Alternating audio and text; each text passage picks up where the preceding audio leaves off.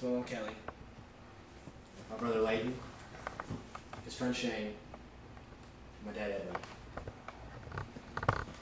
Beaten, imprisoned, left for dead, he never gave up on what he believed in despite his past. A place of peace and refuge where thousands of lives have been changed, including my own. A race against time, dying, the outcome of life or death falling in my lap. These three things are influences in my life and have shaped who I've become today.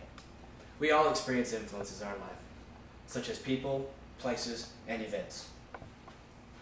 Whether they be big or small, we may not realize at the moment what they are, but in the future we realize that they have influenced who we become and have shaped the character that we have today. In my life, I've met many people, or read about many people, whether they be famous or not, some personal and some I've never met before.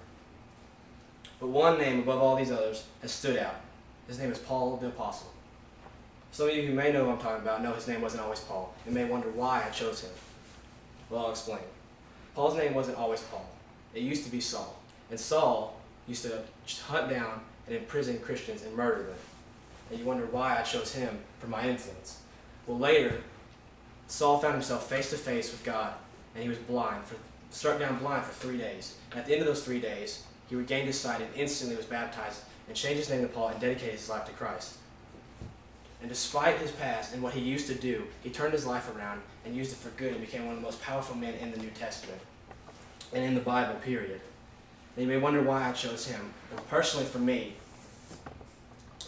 when I decided to change my life around and dedicate my life to Christ, I held back on myself because of the things that I did in my past.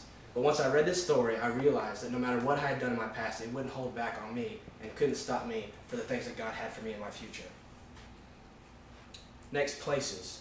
We're surrounded by places every day, and we experience them all the time. Some of them have influence on our lives without us even knowing.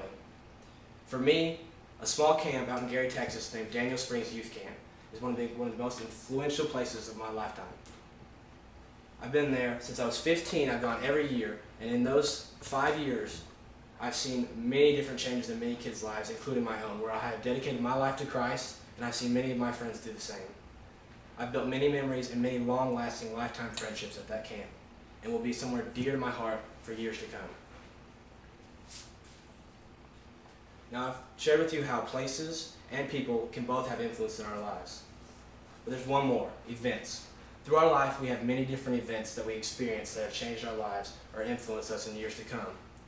For me, the biggest influence in my life that comes to mind is at Medical City Arlington Hospital, where I sent a rotation in the ER as an EMT, where a patient was brought in, and his life was in my hands, where I had the chance to save him. And after 10 minutes of CPR and pushing drugs, we brought the man back to life. And in that instance, I understood the importance of my job, and that I, for a moment, would have the chance to bring someone's life back to them at all costs, and be an influence and a change in his and his family's life. So whether it be a person full of evil that has changed his life around, a place of refuge that has influenced my life for years to come, or the ability to fight for someone's life and give it back to them at all costs, these things have influenced me and who I've become today. So as I leave today, I want to leave you with this. Henry David Thoreau once said, "We perceive and are affected by changes too subtle to describe." So in our life, whether it be a change so small that we don't recognize it at the time, it could have a huge turning point for who we become in the future. Thank you.